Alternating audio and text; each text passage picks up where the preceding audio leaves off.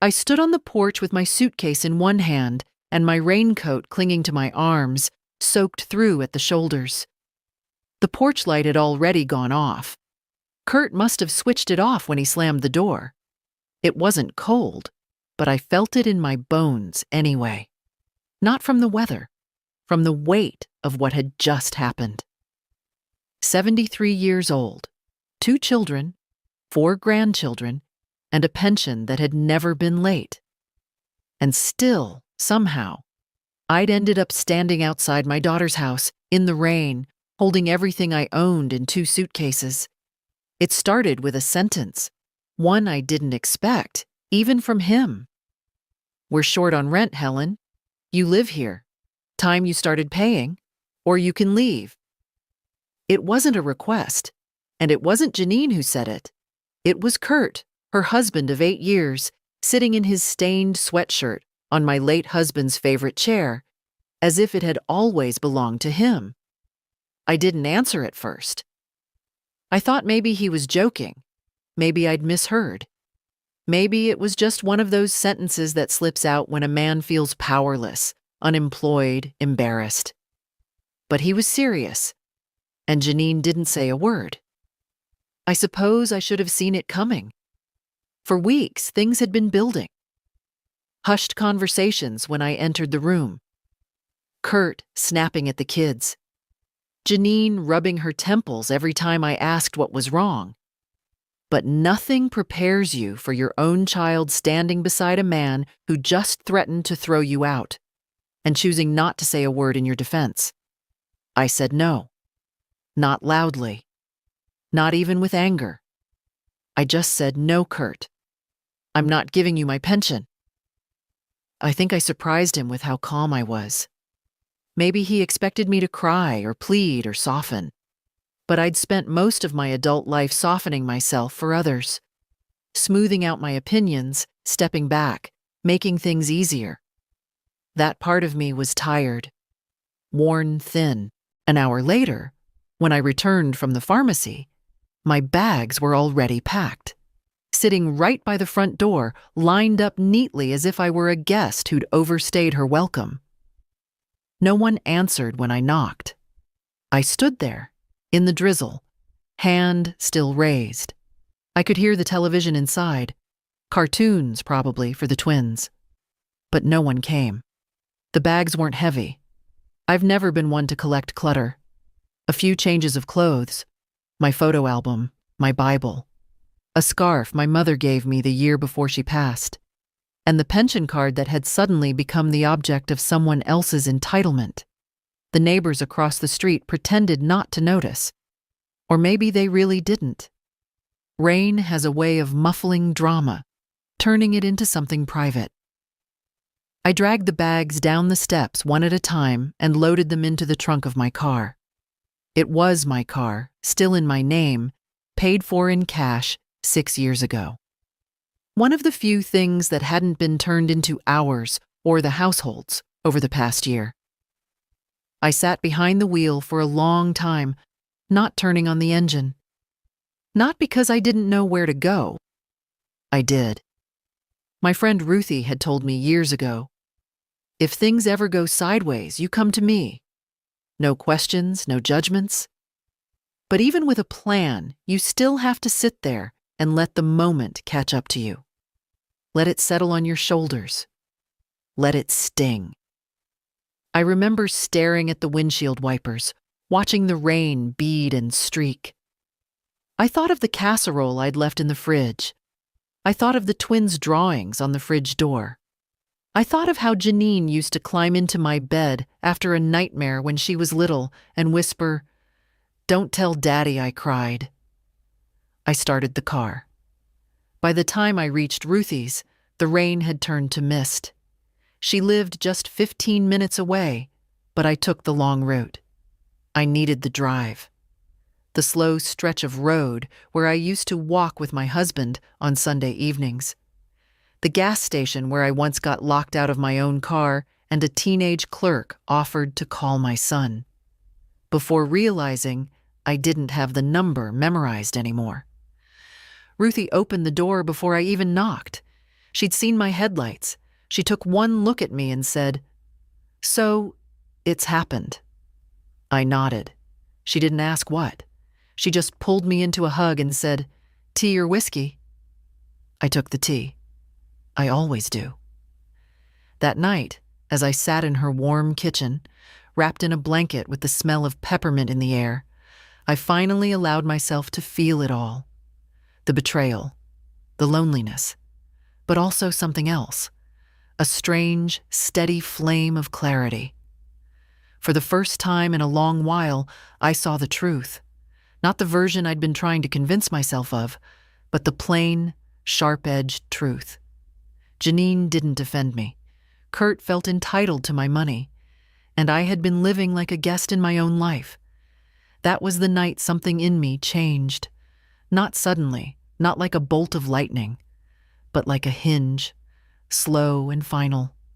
A door closing, another one somewhere, creaking open. Grief doesn't always arrive with a scream. Sometimes it comes in quiet, methodical waves. Folding laundry you no longer need. Sorting through drawers full of someone else's toothpaste. Noticing the silence in a room where children used to laugh. That's how it was after James died. He passed on a Tuesday morning, just before breakfast. Heart stopped. Just like that. 1 minute he was sitting at the table, reading the sports page, and the next, he wasn't. I remember the spoon clinking in his coffee mug. I remember his hand twitching once, like his body couldn't quite accept what was happening. And I remember the sound I made. Not a cry, not a scream. More like a long exhale that didn't end. I was 59 then. We'd been married 38 years. 2 kids, 1 mortgage, 1 pension, a modest life, and 1,000 tiny inside jokes no one else knew. Janine was already married the first time. The divorce happened quickly, with little ceremony. She showed up at my door with a duffel bag and 2-year-old Chloe, asking if she could stay, just for a week or 2. I said of course. We cleared out the guest room. The week turned into 3 months. It didn't bother me. I liked having the sound of footsteps in the house again, and I adored Chloe, her bright eyes, her crooked little teeth, the way she clung to my knees when she was tired. She reminded me of Janine as a child, back when I was still allowed to soothe her. Janine got back on her feet eventually, found work at a design firm, started seeing someone new. I babysat whenever she asked, cooked when she was too tired, stayed up late ironing her clothes when she had an early meeting. I didn't mind. I told myself it was temporary, just a phase. Then came Kurt. He was charming, I'll admit that. The kind of man who remembers your birthday and brings supermarket flowers, who compliments your roast chicken even if it's dry. He made Janine laugh, and that, after what she'd been through, felt like a gift. So I ignored the little things. How he always changed the subject when it turned serious. How he never offered to help clear the table. How he once asked while pouring himself a drink, "So how much is your house worth these days, Helen?" I told myself I was overreacting. That I was looking for flaws because I didn't want to lose my daughter to someone else's orbit. But there's a certain intuition that comes with age. An ability to feel when someone is watching you, not with care, but with calculation. Still, I said nothing. I smiled. I handed Chloe to him without hesitation when he offered to take her to the park. I said thank you when he fixed the dripping faucet, though James had done it better. And when they moved into a bigger place and asked if I'd consider selling the old house to help with the down payment, I said yes. Not because I trusted Kurt, but because I trusted Janine, or wanted to. The new house was bright, open, modern. Too many white surfaces, if you asked me. They insisted I keep a key. "Your family," Janine said. At first I visited only occasionally, then weekly. Then, somehow, the visits became longer. Overnight stays turned into full weeks when Janine traveled. "The kids love having you here," she said. After I tripped on the back steps of my own rented unit and tore a ligament in my ankle, the offer came fast. "Why don't you just move in with us for a while? You shouldn't be alone with that leg. It's not safe." I resisted. I had a life, limited though it was, my own space, my own rhythm. But Janine insisted, and I wanted to believe she meant it. I moved into the upstairs bedroom, the one with the sloped ceiling and a view of the neighbor's pool. At first, it felt temporary. Just a few weeks until my leg healed. Then a few more weeks. Then somehow, my mail started arriving at their address. My pension went to their shared account, just to simplify things. My things were slowly boxed up, stored in the garage to make more room for the kids. I didn't complain, not even when Kurt joked at dinner. "You should pay rent, Helen. You eat more than all of us combined." I laughed, because it seemed safer than asking whether he meant it. Janine worked long hours. Kurt, less so. He'd had jobs, real estate, then some online venture, then nothing for a while. He spent his days half watching sports, half scrolling his phone. The kids adored him. He was fun, spontaneous, the opposite of me. And so, more and more, I became invisible. When Chloe turned 11, she stopped knocking on my door at night. When Danny started school, he barely noticed whether I packed his lunch or not. I told myself this was how things were supposed to go. Grandmothers were meant to fade into the wallpaper, offer wisdom when asked, and step aside when not. But I wasn't wallpaper. Not yet. And I had not spent 30 years saving pennies in coffee cans to be told I owed rent on a house I didn't own. I had not held my daughter through divorce and childbirth just to be discarded like a misplaced lamp. Looking back, I see how gradual it all was. 1,000 little surrenders, 1,000 tiny shifts, until, finally, the sentence that changed everything. "We're short on rent. Give us your pension or leave."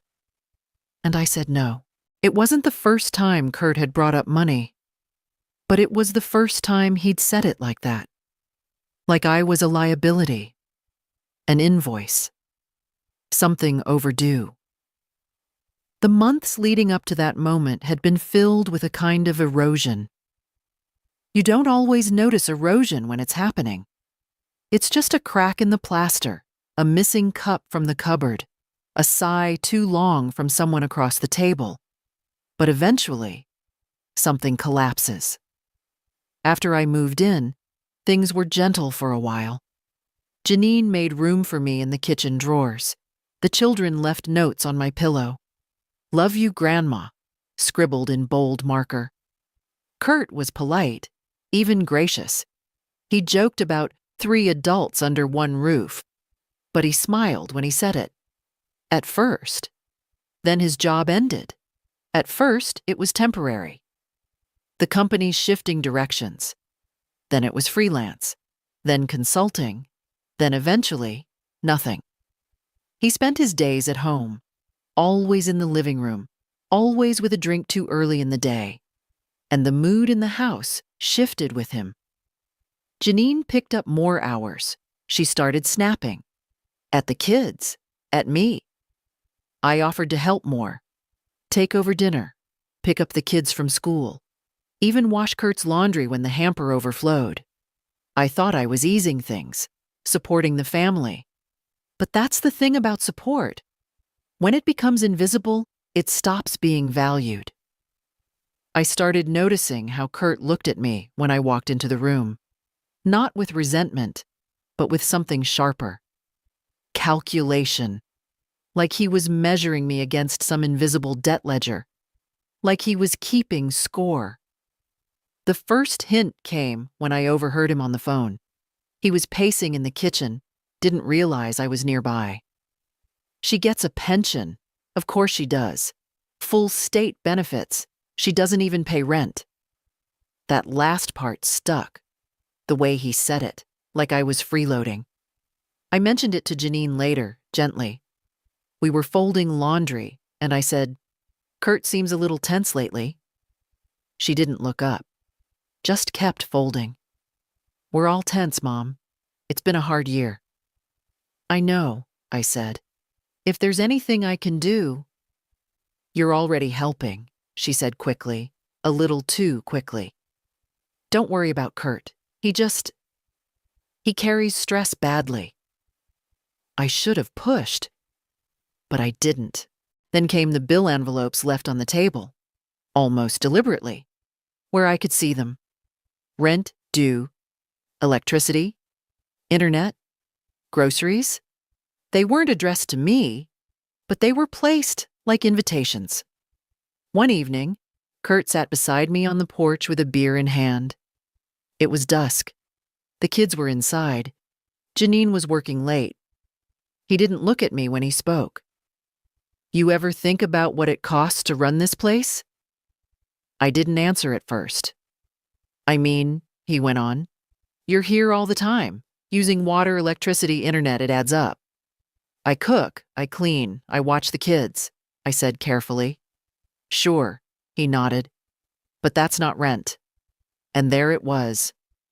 I told Janine the next morning. Her reaction was quiet. Too quiet. "He's under pressure," she said. "He's worried about money. We both are." "I understand," I said. "But I don't owe rent. I'm your mother, not a tenant."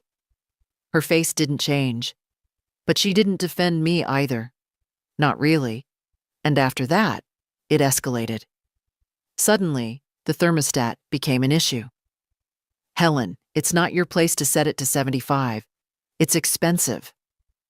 The groceries I bought were unnecessary. The milk I drank was for the kids. I noticed my pension card missing from my wallet once. Found it in the kitchen drawer. No one knew how it got there. One morning, Janine left a spreadsheet on the counter. "Just so you understand what we're dealing with," she said. It detailed their monthly expenses. Rent, utilities, food, insurance. I noticed a line that read, "Household contribution, TBD." TBD. To be determined. It was clear what they wanted. Still, I didn't confront them. I wanted to believe this was just desperation talking, a phase, a rough patch. Then, during one of those tense dinners where no one spoke unless it was to pass the salt, Kurt set his fork down and looked at me. "Look, Helen, we're short on rent, and you live here. We need your pension this month. All of it." He didn't blink. I looked at Janine. She didn't look at me. She didn't say anything. I could feel my face go cold. Not from rage, from disappointment. A kind of grief that's deeper than anger. "I'm sorry," I said slowly. "But no." That was the last real conversation we had. The next morning, things were colder, tighter. Janine barely spoke. Kurt slammed drawers. The kids were sent upstairs more quickly than usual. And then, that afternoon, I came home from picking up a prescription, and my bags were packed by the front door. 2 suitcases, my umbrella, my folded cane. I knocked. No answer. The porch light was already off. The upstairs bedroom had been Chloe's once, before she outgrew the unicorn wallpaper and moved downstairs. When I moved in, I tried to make it mine. A few framed photos, my own pillow, a knitted blanket I'd made after James passed, the one with uneven corners because I'd cried through half of it. But it never stopped feeling like borrowed space. The kind of room someone gives you while insisting, stay as long as you need, but always with a silent expiration date. When I first arrived, after the fall that fractured my ankle, they were generous. Janine cleared the bookshelf, made space in the closet, even brought me a little nightstand lamp. Kurt carried my suitcase upstairs and joked, "Don't worry, Helen. We'll let you out when your sentence is over." I laughed, even though the comment stung more than I let on.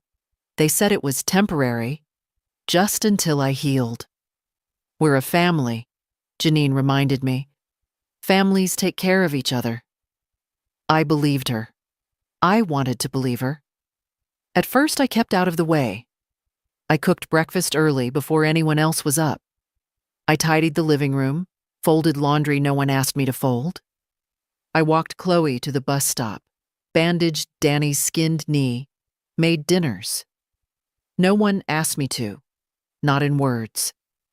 But the silence of appreciation can be its own kind of expectation. Then one morning, I came downstairs to find Kurt already in the kitchen, his expression sharp. "Hey, Helen," he said without looking up from his phone. "Would you mind picking up the kids today? Janine's stuck at work, and I've got stuff." He didn't say, "Please." He didn't ask if I had plans. He just assumed I was available, as if my life were a blank calendar waiting for other people to write on. I agreed. Of course I did. And I kept agreeing. Trips to the grocery store, dry cleaning pickups, last-minute babysitting. Then came the first utility bill handed to me with a smile and a "mind helping out this month." It was phrased like a favor, like a small thing. And I was still under their roof, still not fully healed, still grateful. So I helped, once, then twice. Then it stopped being a question. "You've got your pension," Kurt reminded me one evening, gesturing to the bill on the table. "It's not like you're paying rent anywhere else." I remember that sentence clearly, because it was the first time I truly saw how they'd started to view me, not as a person, but as an asset. I told myself they were stressed, that things would get better. I rationalized. It's what mothers do, what grandmothers do. But the nature of the house had changed. Janine started referring to it as our space when asking me to keep the TV volume down. Kurt moved my mail into a drawer so it wouldn't clutter the counter. Danny told me one afternoon, with the casual cruelty only children can master, "Mom said you were just visiting for a while." Visiting. After 6 months. I tried to talk to Janine. I picked an afternoon when the kids were at school and Kurt was out. She was folding laundry on the couch. I stood nearby, hands nervously clasped. "I was thinking," I began, "maybe I should look for a place of my own again. It's been a while." She paused mid-fold, didn't look at me. "You don't need to do that," she said flatly. "We're fine. It's just, things are tight." "I know," I said softly. "That's why I wanted to—" "Mom, it's not about space," she interrupted. "But if you do want to help more with groceries or bills, I mean—" We wouldn't say no. It wasn't a conversation. It was a direction. From then on, the tension settled into the walls. Conversations were shorter. The kitchen wasn't mine anymore. My tea bags disappeared. Kurt took to calling me roomy with a smirk that made me wince. And my pension, that small, reliable check, became the elephant in every room. I started catching glances between them when I opened my wallet. Kurt hovering when I checked my bank balance online. One afternoon, I came back from the pharmacy and found Janine at my desk upstairs, looking through my papers.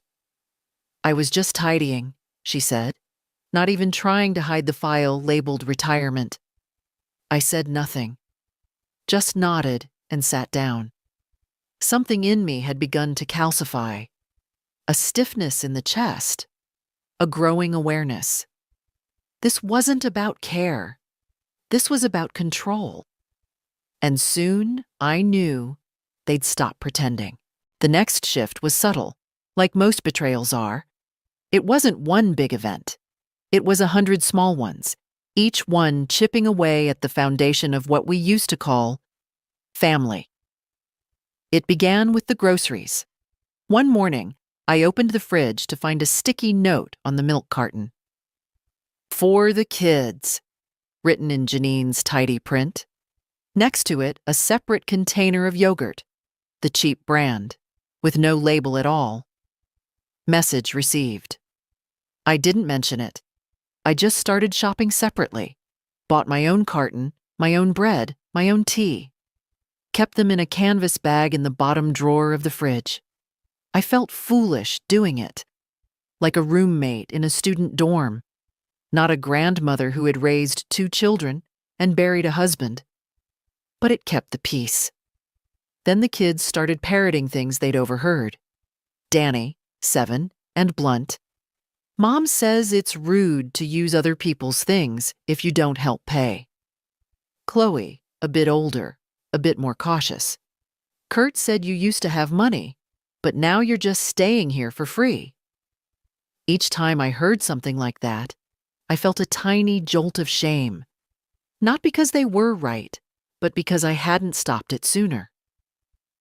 The final straw with the groceries came when I found my name added to the supermarket rewards account. Kurt handed me the receipt one evening and said, "You bought stuff, right? Might as well earn points together." The list was almost entirely his: protein powder, imported beer, razor cartridges. My section totaled $11. The rest, $87, went on his tab. "Just Venmo me?" he said, tapping the receipt. "I don't use Venmo," I answered. He laughed. "Of course you don't." That night, I sat in bed, staring at the shadows on the ceiling. It was early summer. The fan hummed faintly. I felt a kind of anger I hadn't felt in years. Not hot, not explosive. Cold. Settled. Heavy. It sat behind my ribs like a stone. The next morning, Kurt announced he was applying for a business grant. Something about custom furniture design. He wanted seed money. And an investor. "You could help," he said over breakfast, as if it were the most natural thing in the world. "I could," I replied, not committing. "We've helped you," he added, looking over his coffee mug. "Now maybe you can help us get on our feet." Janine said nothing. She spread peanut butter on toast for Danny, humming like she wasn't hearing a thing. I changed the subject. Later, I heard them arguing in their room. "She's sitting on money. She won't even consider helping. She's my mother, Kurt. You don't get to order her around." "No, but I get to ask why the hell she's living in our house rent-free while we're drowning in bills." The door slammed before I could hear the rest. That evening, Janine came into my room. She didn't sit down. Just stood by the door, arms crossed, backlit by the hallway light. "Mom," she said, "I know it's been a tough time for all of us, but you do know we're struggling." "I do," I said. "And it's hard," she continued, "when someone in the house has income and isn't contributing." I looked at her for a long moment. "I've been buying groceries," I said. "Cooking, cleaning, watching the kids, picking them up, dropping them off, folding your laundry, mending their clothes, sitting with them when they're sick. What part of that isn't contributing?" She sighed. Not exasperated, just tired. "Kurt's just trying to do something for our future." "And I'm just trying to survive," I said. That was the first time I saw her flinch. After that, things got quieter. The conversations shorter, the smiles more strained. I started staying out of the kitchen when Kurt was home, took longer walks, kept to my room. But the tension didn't ease. It mounted, and it turned into a demand. One night after the kids had gone to bed, Kurt called a family meeting. Janine sat beside him. She looked exhausted. "We need to talk about expenses," he began. "We're behind on rent. And Helen," he paused, like he was choosing his words carefully. "You get money every month. Steady, more than we do. We think it's fair you start contributing more directly." "To rent," I clarified. Yes, he said. To rent. I looked at Janine. She didn't meet my eyes, and I realized they'd talked about this already. This wasn't a discussion. It was a conclusion. Kurt leaned forward. We're short. We need your pension. All of it. Just for a couple months. And if I say no? I asked quietly. His face didn't change. Then maybe this arrangement isn't working anymore. Janine still didn't speak. The silence stretched. I see, I said. And I went upstairs, packed what I could into 2 suitcases, left the rest. No one stopped me. I didn't sleep that night. Not really. I lay in bed, fully dressed, with my hands folded on my stomach and my suitcase already zipped by the door. It wasn't that I was afraid. Not exactly. It was that I finally understood something I hadn't let myself see before. They were never going to stop asking. Kurt wasn't going to wake up one day and realize he'd crossed a line. Janine wasn't going to sit beside me and say, "Mom, I'm sorry. I should have protected you." That apology wasn't coming. Not because they were monsters, but because to them this had become normal. The heat had been rising in the pot for months, and I'd sat in the water, telling myself it was just a warm bath. I thought maybe they'd forget what they said the night before. Maybe it was heat of the moment. I even hoped for it, quietly. I hoped Janine would knock in the morning, say something soft like, Kurt didn't mean it. That she'd look guilty. That she'd offer toast and tea like we used to do on weekends when Chloe was a baby, and the whole house still smelled like diapers and lotion. But no one knocked. I came downstairs around 8. The kids had already left for school.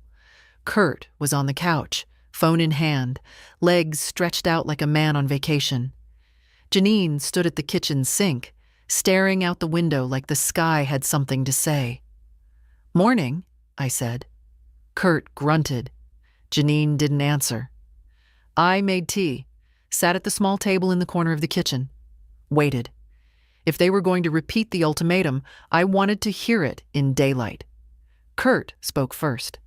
"So?" he said, eyes still on his phone. "So," I echoed. "What? You gonna help or not?" He looked up then, the way you look at a bank teller who's taking too long, not hostile, just impatient. I sipped my tea. "No," I said. Janine turned from the window. Her eyes met mine this time. They were tired.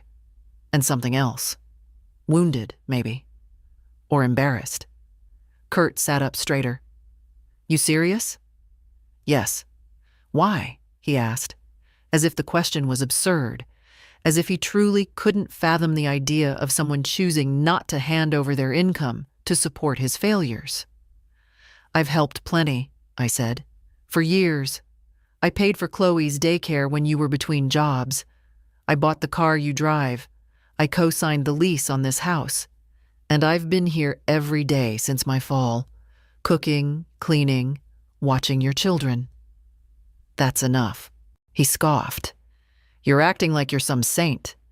"No," I said quietly. "I'm acting like a person who knows the difference between help and exploitation." Janine stepped forward then, her voice low. "Mom, please don't turn this into a fight." I looked at her, really looked at her. "Where were you last night?" I asked. "While your husband was telling me to give up my pension or get out." She swallowed. "It wasn't like that." "It was exactly like that." We stood there, all 3 of us, in a silence so thick I could hear the hum of the refrigerator and the ticking of the wall clock behind me. For a moment, I thought Janine might cry. She didn't. Kurt stood up. "If you're not contributing, you can't stay," he said. "Simple as that." I nodded once. "Then I'll go," I said. "Tonight." He looked surprised. Janine's mouth opened slightly, but no words came out. "I'll call Ruthie," I added. She has a spare room. And dignity. Don't be dramatic, Kurt said. No, I said, don't be greedy. I walked back upstairs, each step feeling heavier than the last, but not from sorrow, from finality. Something in me had closed. A door, a chapter, a season. I packed quietly. 2 suitcases. One for clothes, one for the rest. Toiletries, documents, my reading glasses, the pearl earrings James gave me on our 30th anniversary. I left the blanket I'd knitted. Let them have it. It had lived through too much now. I was almost done when I heard movement outside my door. A shadow, then retreating footsteps. No knock. I waited. Still nothing. At 5:30, I left the room. My suitcases waited by the front door. I'd moved them earlier, without a word. Neither Kurt nor Janine asked where I was going. They didn't say goodbye, but they did one thing.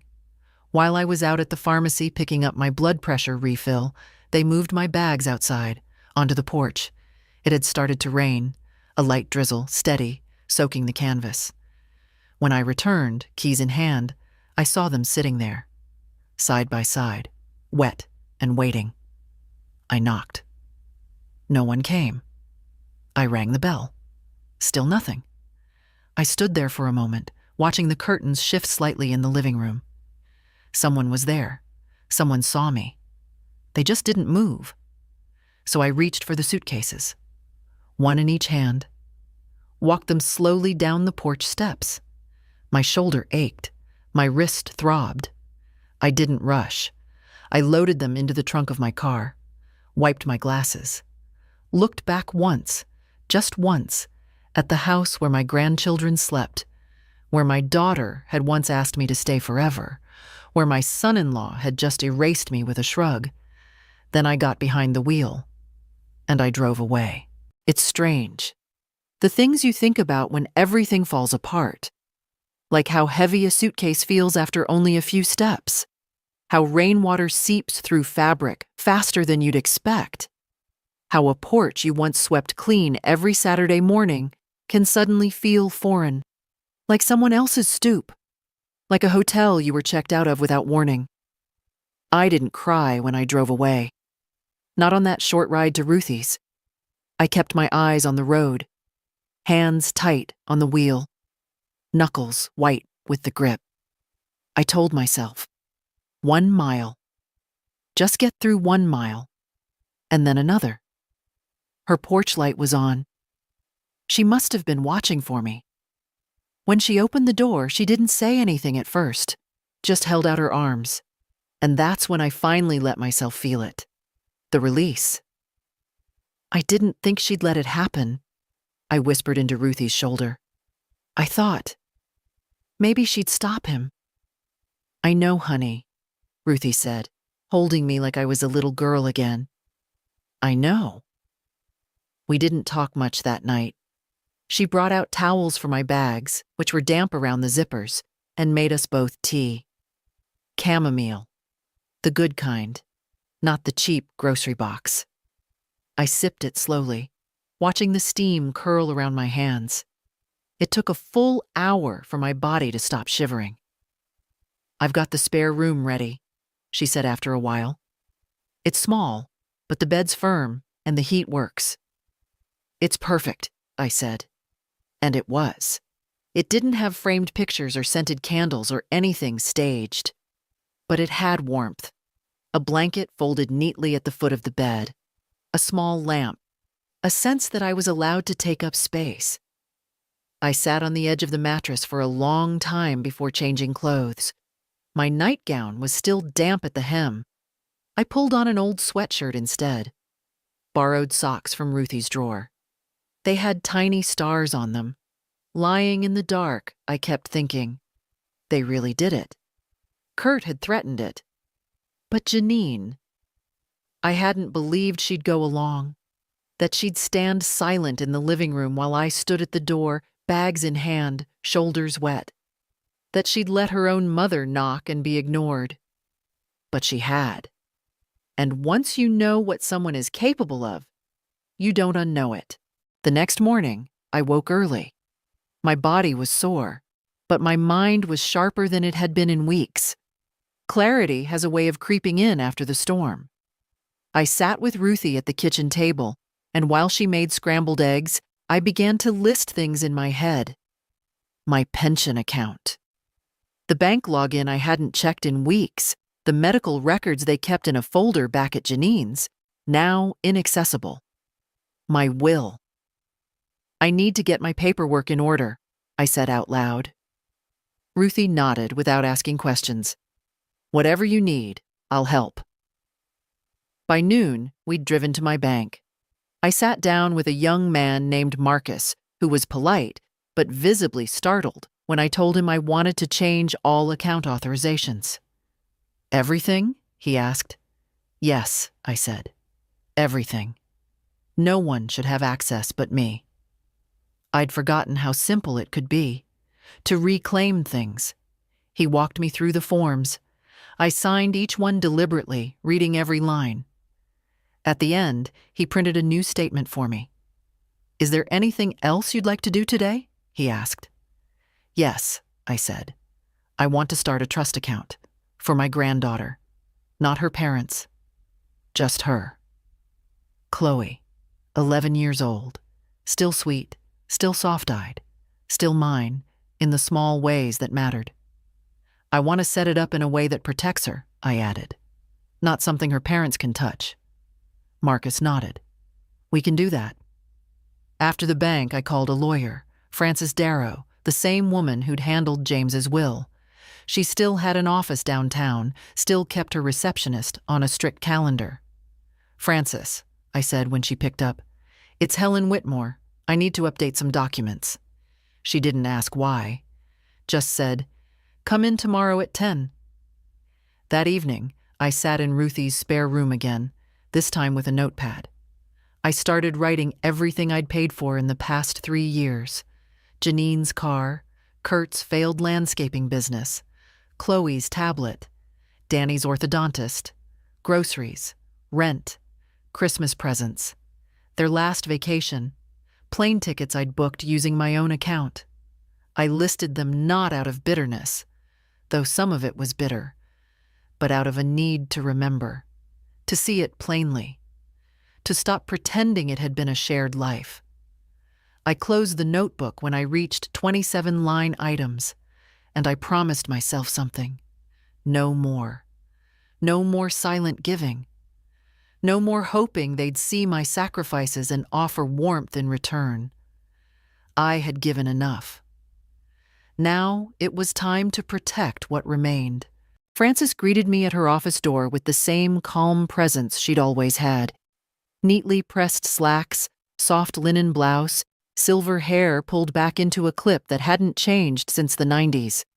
Her eyes, behind simple wire-framed glasses, were still sharp.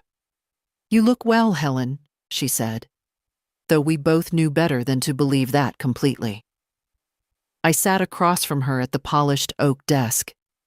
The air smelled faintly of printer ink and the lavender lotion she always used. I need to make changes, I said. To everything. She nodded once. Power of attorney? Revoked, I said. Effective immediately.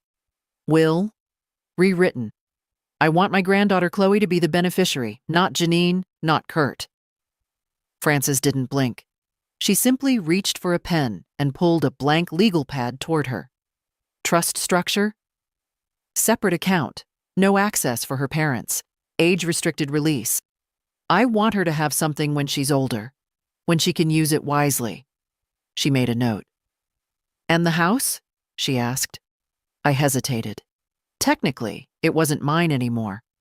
I'd helped with the down payment, but it was in their name, a detail I'd allowed without protest at the time.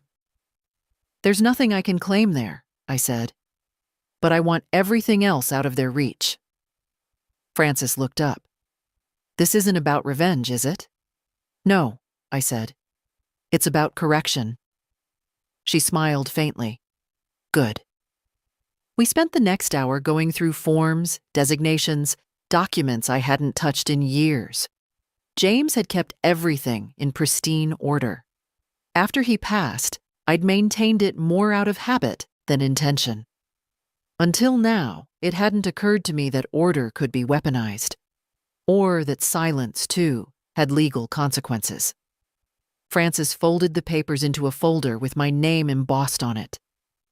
"You'll come back next week to sign the final version, but the authorizations, those can be changed today."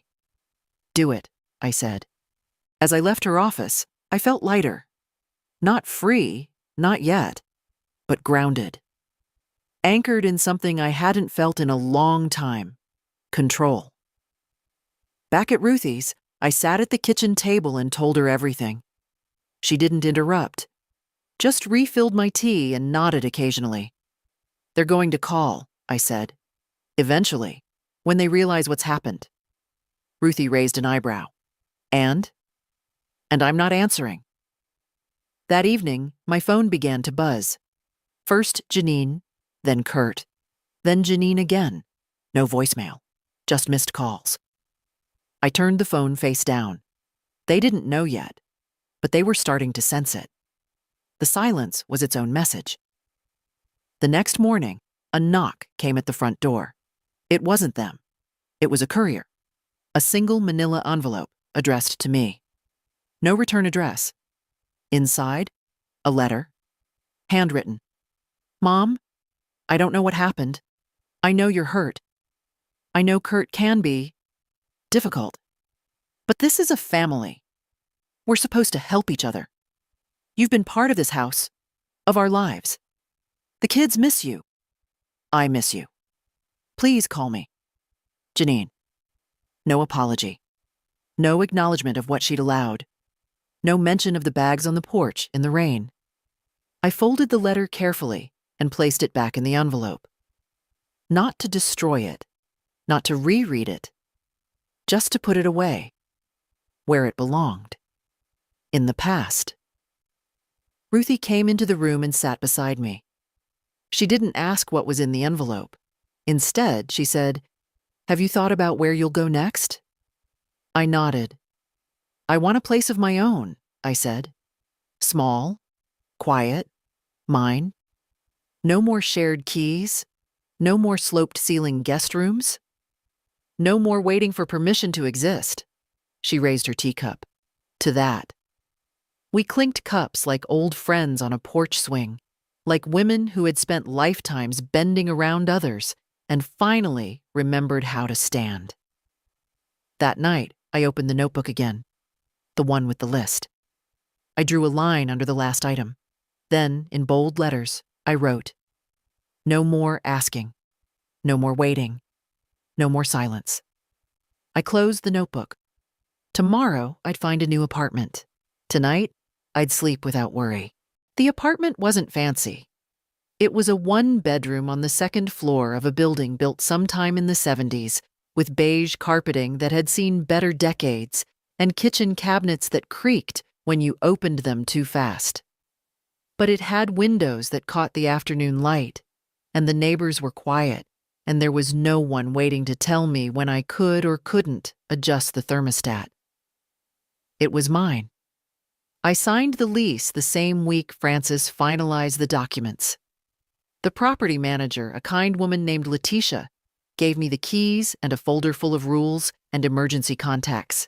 Then she leaned in and said, almost conspiratorially, "If you want to hang up wind chimes on the balcony, I won't say a word."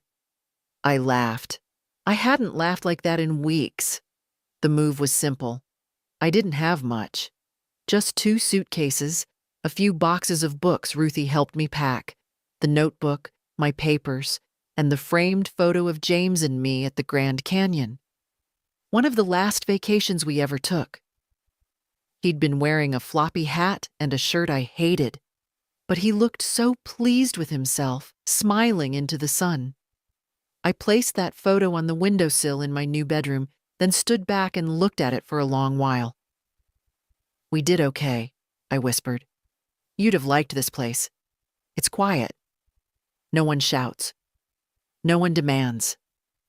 The first night there was odd. Not lonely, exactly.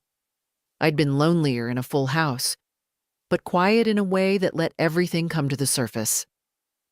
I sat on the floor, still surrounded by half-unpacked boxes, and made tea on a borrowed kettle. Ruthie had offered to help me settle in, but I'd told her I needed to do this part alone. As the kettle hissed, I made a list in my mind. Things I needed. Things I didn't want to ask for. Things I would buy slowly, on my own time. A proper bed. A reading lamp. A dish rack. A set of towels that matched. A chair for the balcony. I slept on the floor that night, on a folded blanket, and still woke with a clearer head than I'd had in months. The next day, I went to the library, got a card with my new address, sat at a public computer and filled out change of address forms, noted what still needed forwarding, looked up second-hand furniture stores. At the first store, I found a gently used armchair, the kind you sink into with arms worn smooth from someone else's elbows. It was sea green and faded and perfect. They delivered it the same day. I arranged it near the window and sat down with a notebook in my lap. Not the one with the list of sacrifices. I'd stopped opening that one. This one was new, a fresh cover, a new beginning. I titled the first page, "What Comes Next?" And I began to write. I will have dinner when I want, not when someone else tells me. I will leave dishes in the sink overnight, and no one will scold me. I will buy strawberries even if they're not on sale. I will say no when I mean no. I will never explain again why my money belongs to me.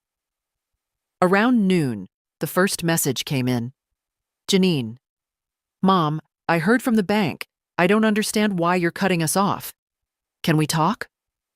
I stared at the screen for a long time. Then I powered the phone off. I hadn't blocked her. I wasn't there yet. But I needed the silence. The next message didn't come from her. It came from Chloe. Simple. Honest. Grandma, are you okay? Mom says you're mad. I miss you. My heart ached at that. Not because of guilt, but because Chloe hadn't done anything wrong. She was a child. 11, but old enough to sense tension. Old enough to notice when a voice goes silent in a home. Old enough to worry. I didn't respond immediately. I sat with her message like it was a fragile thing. Then I wrote back. I'm okay, sweet pea. I needed a new place to rest. I'll call you soon. That was all. Just enough. That night, I sat on my new balcony in my new chair and listened to the sounds of the building. A radio playing softly 2 floors down, someone's dog barking once, then stopping. The hum of life I didn't have to manage or fix. I sipped tea and watched the moon rise between the branches of an old oak tree across the street. No one was waiting for me. No one was watching. No one was demanding explanations. It wasn't freedom with fireworks. It was freedom in exhale. And for now, that was everything. Frances had everything ready when I arrived. The paperwork was neatly clipped into sections, each page tabbed with a colored sticker. I sat across from her once more, this time in clothes I chose deliberately. Clean lines, neutral colors, nothing borrowed, nothing apologetic. You've had a productive week, she said with a soft smile. I needed it, I replied. She walked me through each section. Revocation of power of attorney, updated healthcare proxy, a fully restructured will, the new trust account for Chloe, with clear legal language protecting it from interference. She'll get access at 25, Frances said, tapping the clause. No earlier, and only she can claim it. No parental proxy, no loopholes. I nodded. Good. We moved on to the financial protections. My pension account, now secured with new passwords and authentication layers. My name alone on the lease, the utilities, The bank statements. "You've built a clean slate," Frances said, sliding the final signature page across the desk. I signed it without hesitation, and when it was done, I sat back and let the silence of it settle in. "That's it?" I asked. "That's it," she said. "No one can touch what's yours now." I wanted to cry, but I didn't. The relief wasn't loud. It was steady, like a locked door behind me, finally sealing for good. Afterwards, I walked to the bakery down the street. Bought myself a small cinnamon bun and a coffee I didn't have to share. Sat by the window and let the sugar melt on my tongue. I watched people pass. Young mothers pushing strollers, men in shirt sleeves eating lunch on benches, a girl with pink headphones dancing as she walked. Life, moving forward, indifferent. Unaware that a woman inside was celebrating her first truly independent Thursday in decades. Back at the apartment, I began to fall into a rhythm. Morning tea at the balcony, a walk around the block. Calls to Ruthie. Sometimes silence. Sometimes the news on low volume while I knit. I hadn't picked up my needles since James died. But now my hands itched for the repetition. I started with something simple, a scarf. The yarn was soft, pale blue. I didn't know yet who it would be for. Maybe myself. Every few days, a text from Janine. "Can we please talk? We didn't mean to hurt you." Chloe's asking questions. I didn't answer. Not because I didn't care, but because I wasn't ready. Letting her back in without change would undo everything I'd just done. Chloe wrote again. "Hi, Grandma. Mom says you moved. I hope you're safe. I love you."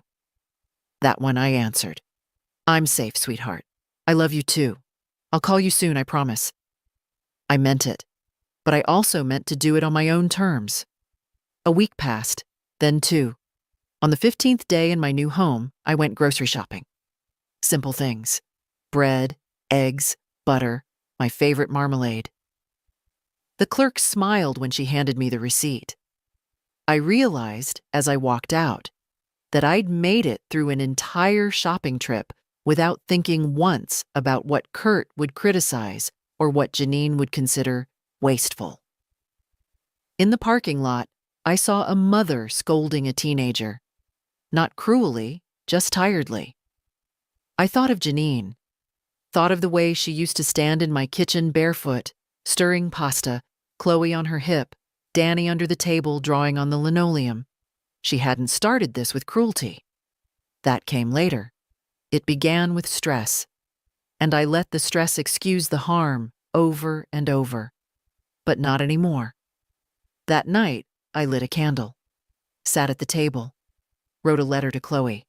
A real one, on paper, in my best cursive. "Sweetheart, I've moved into a quiet little apartment where I can breathe and think and rest. It's not far, but it's very different. No shouting, no demands. Just me and my tea and some yarn that keeps tangling. I miss you. I'm proud of you. And I want you to know that being kind doesn't mean letting people hurt you. I'll call soon. And maybe, one day, you'll come visit. Not because you're told to, but because you want to. Love always, Grandma." I sealed the letter and addressed it carefully. Then I placed it by the door. In the morning, I'd mail it, and that would be enough for now. On the third Sunday in my new place, I made soup. Nothing fancy. Just carrots, potatoes, a little onion, some dill. The kind of thing James used to call survival food, with a wink, though he always asked for seconds. I cooked it slowly, letting the scent fill the kitchen, move through the little hallway, seep under the bedroom door like something warm returning. While it simmered, I put on an old record. The needle scratched softly, and then Etta James sang like she knew exactly what it meant to start over at 73. I didn't dance, not quite. but I let myself sway a little as I folded the dish towel. My feet moved. That was enough. It wasn't just the soup or the music. It was the silence that held me. Not the hollow kind I'd lived with at Janine's house, the kind filled with judgment and tension. This was real silence. Soft, earned, a quiet that welcomed me. Later that afternoon, Ruthie called. "You up for a walk?" she asked. "I've got shortbread and a thermos full of tea." "I'll be there in 20, I said. Her street was 3 blocks down, a slight incline that made my knees grumble but not protest. I took my time. The wind was brisk, but the sun was kind. I passed 2 couples, a woman walking a corgi, a boy on a scooter who gave me a wide berth without needing to be told. I'd forgotten how polite the world could be when no one was watching to criticize it. Ruthie had a little bench in her front garden. She'd put out cushions and a throw blanket like it was a grand occasion. "Thought we'd celebrate your first month of freedom," she said, handing me a cup. "It's not quite a month," I said. "Close enough," she grinned. We sat there, sipping, nibbling, saying little. I told her about the scarf I was knitting. She told me about the neighbor's son getting married. To a girl from Wisconsin with a laugh like a church bell. I listened. It felt good just to be near someone who expected nothing from me. At one point, Ruthie turned to me and asked, "Do you miss them?"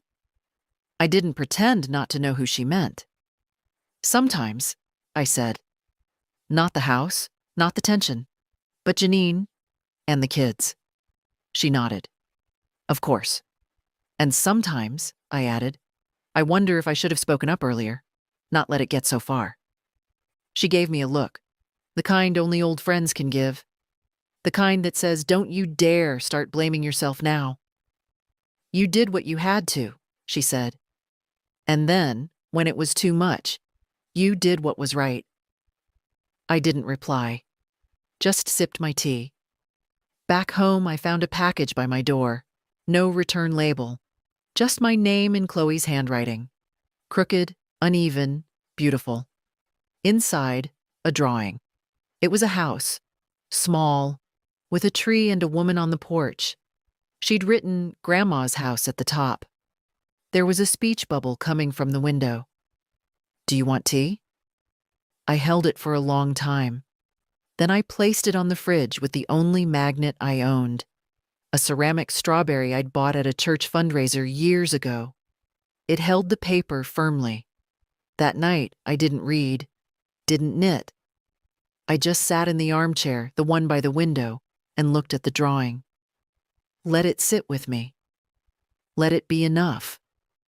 Because sometimes, enough isn't a big moment. Sometimes it's a little girl's drawing on a fridge in an apartment filled with peace. The call came on a Tuesday afternoon, just as I was setting a plate of toast beside my tea. I didn't recognize the number, but something in me knew. I let it ring twice, then 3 times more, before I picked up. "Hello?" There was a pause. Then his voice. "Hi, Helen." Kurt. I hadn't heard his voice since that morning on the porch, when my suitcases were already wet and he wouldn't open the door. I felt my shoulders stiffen, but my voice stayed calm. "What do you want?" He cleared his throat. "I just thought, maybe we could talk." I waited. "I know things got tense," he said. "I wasn't at my best. I was under a lot of pressure. We both were." "I see," I said. "I just thought maybe we could fix things. I mean, Janine's been upset. Chloe, too." I let the silence hang. I'd learned the power of silence. Finally, he added, "She's been asking about you a lot. I'm not the one who locked a door on her grandmother." He didn't respond. "Kurt," I said, "I'm not interested in apologies that sound like excuses." Another pause. "Well, if you change your mind." "I won't."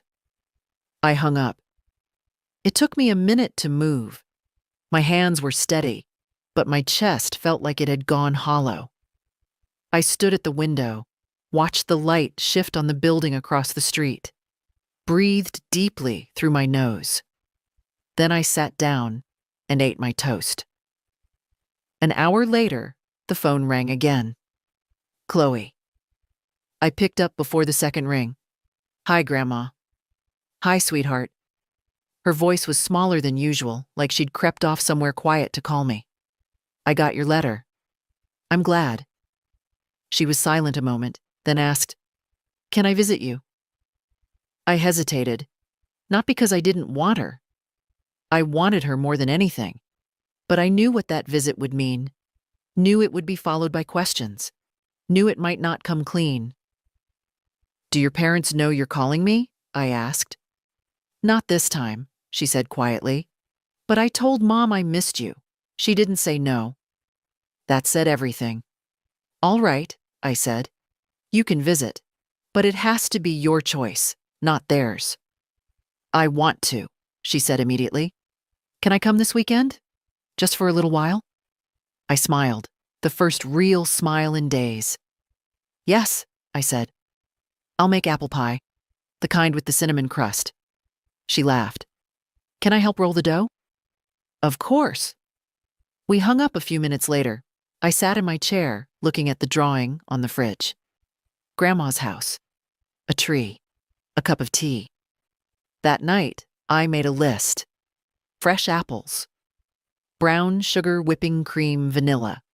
A new apron for Chloe. Something with pockets. I went to bed early. The moonlight slipped in through the blinds. I slept with the window cracked open, even though the air was cool. I wanted the night to come in. Saturday would come soon. And this time, the knock on the door would not be one I feared. It would be the sound of love arriving, by choice. The morning of Chloe's visit, I woke before the sun. Not from nerves, from something gentler. Anticipation, maybe. The kind that moves you before the alarm, before the kettle whistles, before the city stirs. I changed the sheets in the spare corner where I'd set up a makeshift cot. Not much, just a folded mattress, soft blanket, and the extra pillow I'd bought 2 days earlier. It would do. It wasn't about the space. It was about her knowing she was welcome. I baked the crusts first. 2, just in case. The house smelled of cinnamon and butter by 9 a.m., and I opened the window to let it stretch into the morning air. Letitia, the building manager, passed by on her way to the office and smiled up at me from the sidewalk. Someone's baking love, she called. I waved back. At 10:45, I heard feet on the stairs, light ones. Then the knock. I opened the door, and there she was. Chloe, 11 and growing taller by the minute, hair tucked behind one ear, wearing a sweatshirt too big for her. Her backpack looked heavier than her frame. Behind her, Janine stood a few steps down, arms folded, not coming closer. Hi, Chloe said. I opened the door wide. Come in, sweetheart. She stepped past me, glancing around quickly. It's small, she said. It is, I said. But it's mine. She smiled. Janine didn't come in, just called, I'll pick her up at 5. I nodded, then closed the door. We stood for a second, just looking at each other. Do you want tea? I asked. She grinned. You really do say that all the time. We sat at the small table, 2 mugs between us, steam curling. I didn't rush her.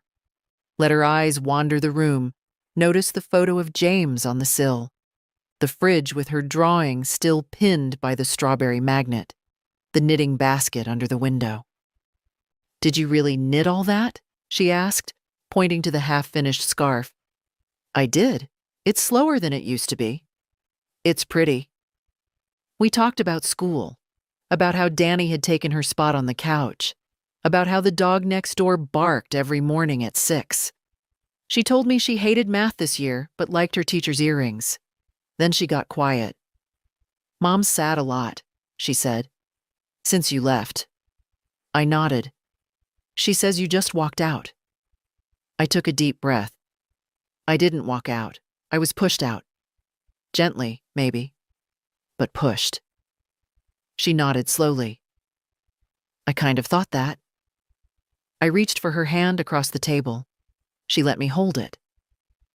You don't have to take sides, I said. You just have to know that no one gets to treat people like things, not even family. She blinked. That's what it felt like they were using you. I squeezed her fingers. That's why I left. After a moment, she whispered, I'm glad you did. I stood then and walked to the counter. Now, I said, let's make pie. She rolled the dough with careful hands, tongue poking out between her teeth the way Janine used to do when she was little. She sliced apples without fear, mixed sugar and spice with a precision that surprised me. When we placed the pie in the oven, she flopped into the chair dramatically. Baking is hard, she declared. Only the first 100 times. We ate lunch on the balcony, sandwiches, a few grapes, and 2 slices of the still warm pie. She said it was better than the store kind. I didn't argue. At 4:45, her phone buzzed. Mom's outside, she said.